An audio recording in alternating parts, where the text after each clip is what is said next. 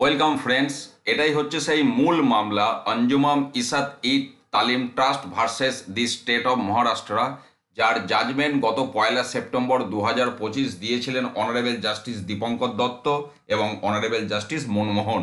এই মুহূর্তে এখানে অন্য একজন বিচারপতির নাম আছে, তার কারণ এই মামলাটা আবার পরে লার্জার বেঞ্চে গেছে মাইনরিটিদের জন্য কি হবে সেই সিদ্ধান্ত নেবার জন্য। কিন্তু সেটা আলোচ্য বিষয় নয়। এখন যেটা আলোচ্য বিষয় যে এই মামলায় বেশ কয়েকটি রিভিউ পিটিশন হয়েছে এবং উল্লেখ করার মতো বিষয় যেটা, সেই রিভিউ পিটিশনগুলি সব মূল মামলার সাথে ট্যাগ হয়েছে। এটার জন্যই আমার এই ভিডিওটা নিয়ে আসা। এবং টোটাল আমরা দেখতে পাচ্ছি 8টা রিভিউ পিটিশন এখানে ট্যাগ হয়েছে। আমি সংক্ষেপে বলে নিই। প্রথম যেটা দেখছেন, এটা 16 সেপ্টেম্বর ফাইল হয়েছে, ইউপি গভর্নমেন্ট বেসিক এডুকেশন ডিপার্টমেন্টের পক্ষ থেকে করা হয়েছে।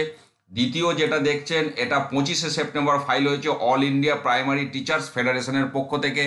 তারপর 3 নম্বর যেটা দেখছেন, এটা 27 সেপ্টেম্বর হয়েছে অখিল ঝাড়খণ্ড প্রাইমারি শিক্ষক সংঘ তাদের পক্ষ থেকে। 4 নম্বরে যেটা দেখছেন 56,582, এটা 29 সেপ্টেম্বর ফাইল হয়েছে অল ইন্ডিয়া প্রাইমারি টিচার্স ফেডারেশনের পক্ষ থেকে। তারপর এইটা যেটা দেখছেন 5 নম্বরে, এটাও 29 সেপ্টেম্বর ফাইল হয়েছে উত্তরপ্রদেশ প্রাথমিক শিক্ষক সংঘর পক্ষ থেকে করা হয়েছে।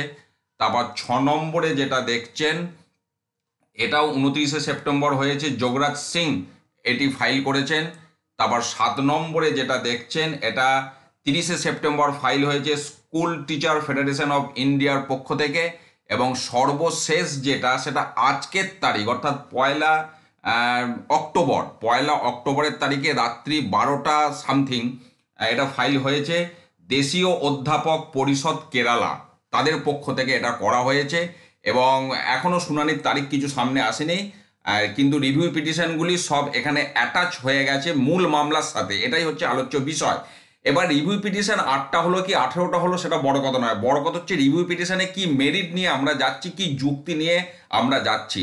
যদি সঠিকভাবে নতুন যুক্তিগুলি সাজিয়ে না নিয়ে যাওয়া হয়, ও 800টা রিভিউ পিটিশনেও কোনো লাভ হবে না। অতীতেও আমরা বিভিন্ন ক্ষেত্রে বিভিন্ন রিভিউ পিটিশনের মেরিট দেখেছি। তো কাজেই এই রিভিউ পিটিশনের সংখ্যাটা মূল আলোচ্য বিষয় নয়, বিষয়বস্তুটা কতটা সলিড হলো এটাই আমাদের আলোচ্য বিষয়। তবে এখন সুপ্রিম কোর্টে দশেরার ছুটি চলছে। দশেরার ছুটির পর কোর্ট খুললে আশা করছি এই রিভিউ পিটিশনগুলির তারিখ সামনে এসে যাবে। নর্মালি রিভিউ পিটিশন ফাইল করার জন্য 30 দিন সময় থাকে। তো সেই 30 দিন সময় প্রায় অতিক্রান্তই বলা যায়, তার কারণ 1 সেপ্টেম্বর থেকে আজকে 1 অক্টোবর, কাজে 1 মাস সময় পেরিয়ে গেছে।